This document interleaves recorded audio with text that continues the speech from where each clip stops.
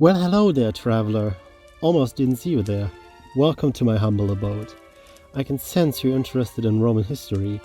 Well, let me tell you a piece of Roman history from my home, the Isis and Magna sanctuary of Mogontiacum. Part 1. Mogontiacum. Our story begins 2000 years ago, on this part of modern-day Germany. It's the year 13 BC, and the Romans have just built a military camp here, calling it Mogontiacum. Maybe after the Celtic god Mogon. Also, don't worry about that spelling, the Roman alphabet simply didn't include the letter U yet. Now that the military is here, people start moving in. After all, even though the soldiers aren't supposed to have wives and kids, most still had them, and their families followed them once there was enough infrastructure to support them. And if not, they would build them. And since they earn a pretty penny, merchants follow even faster. After all, the Romans are used to a certain standard of living, and that's how we get these oysters here. They were caught alive in Gaul and then transported here in water crates to be sold. And soon enough, you have a growing city. Now around 70, they start constructing on the sanctuary, the military helping. Yes, the military helped with construction work, when they weren't busy with war, of course. Plus, they probably were the ones that brought these goddesses here in the first place. Ah yes, our goddesses. Now, you may have asked yourself two questions. Isn't Isis Egyptian? And who even is this Mata Magna? So, let us talk about Roman religion first. Part 2. The religion of Rome. While we clown on the Romans for just copying and pasting the Greek gods, that is not true. Or well, it is half true. The Romans had gods, like Minerva, Jupiter, or Diana. And then they came into contact with the Greek colonies in Sicily and southern Italy. And they did something we call syncretism. They took the Roman Diana and they took the Greek Artemis and kinda just smashed them together, creating the Roman Diana we know today.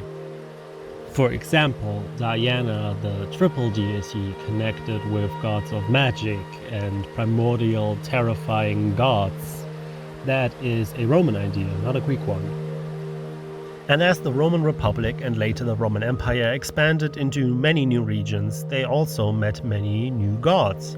Gods like Isis, Seraphis, Mithras, or Sabatius. Gods who were then syncretized with Roman gods, like Titus Ares or Odin Mercury. Now, let's take a look at Serapis, for example. After all, sometimes he is considered the husband of Isis, like in their shared sanctuary in Rome. And why is that?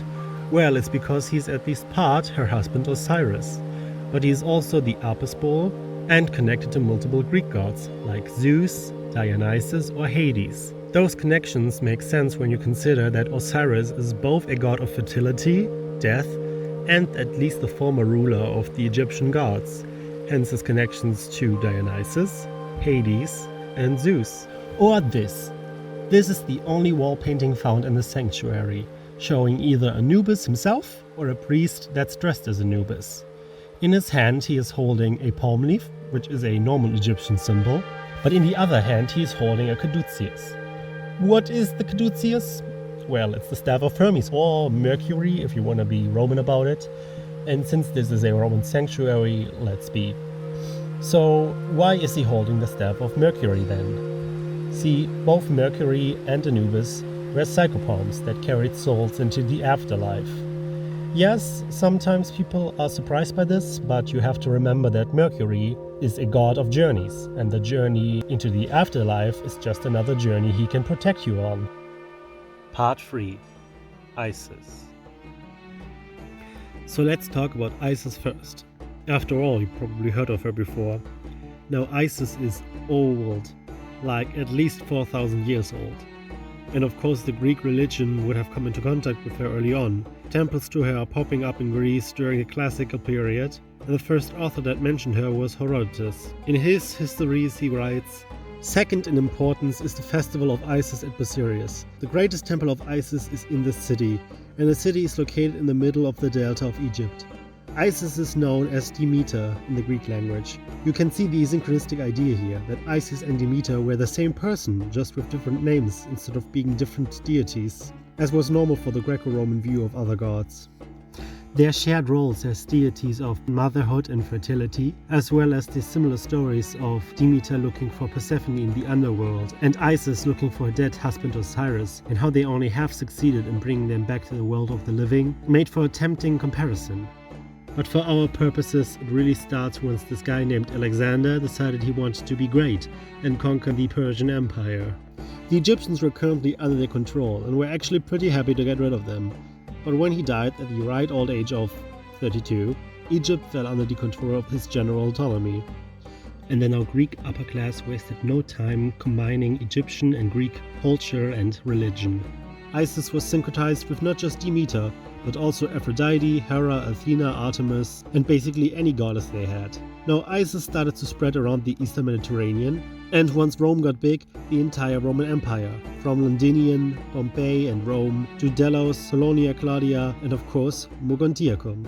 Isis and the other Egyptian gods got serious backlash at times. For example, during that whole totally a war and not a civil war in disguise thing with Mark Antony and Cleopatra VII. But she persisted. Tacitus, writing the Germania, describes the Norse gods, calling them Mercury, Heracles, Mars, and Isis.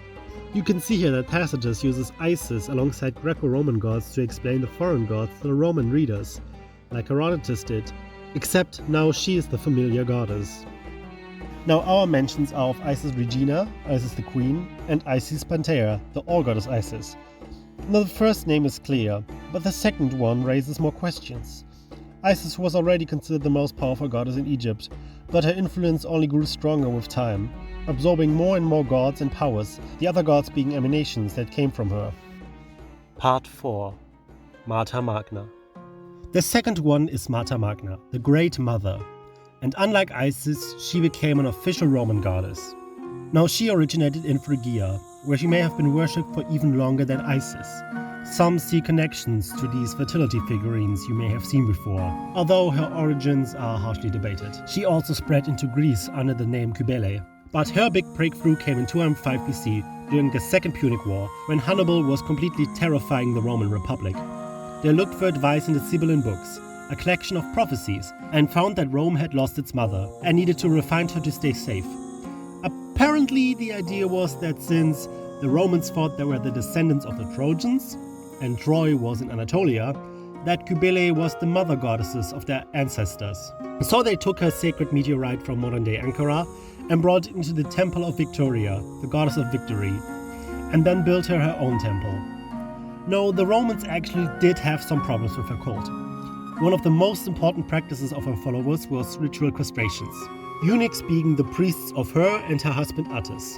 They would also dress in women's clothing, heavy makeup and perfume, and ecstatically dance to music and beg in the streets for money. The practice of castration was banned in Rome though. They would also have scourged themselves. These goat bones probably were used for multi-tail whips. And of course we shouldn't forget our curse tablets. But they honestly deserve their own section. Now, the two of them shared the sanctuary since they're similar enough to do so.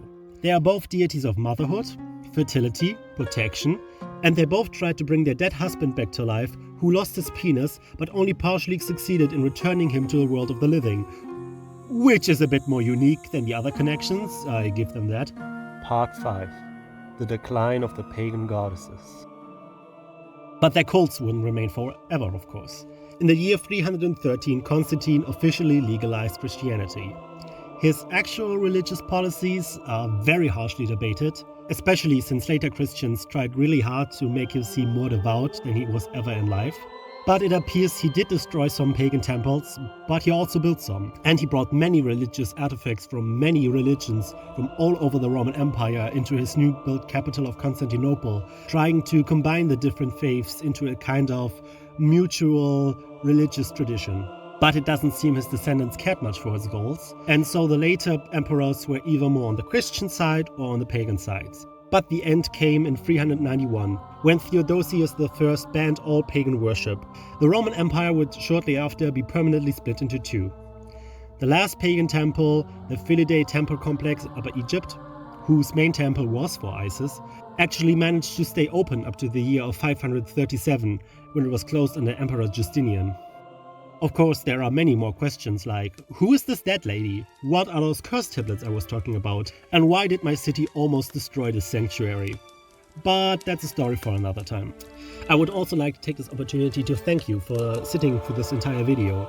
I know my heavy accent and lackluster English can probably be very grating to your ears, but I am trying here. I just tried to do an educational video on a topic I felt very strongly about. Also shout out to the actual exhibition. They finance themselves through donations, so if you want to donate something to them, there will be a link in the description. Thank you and have a nice day.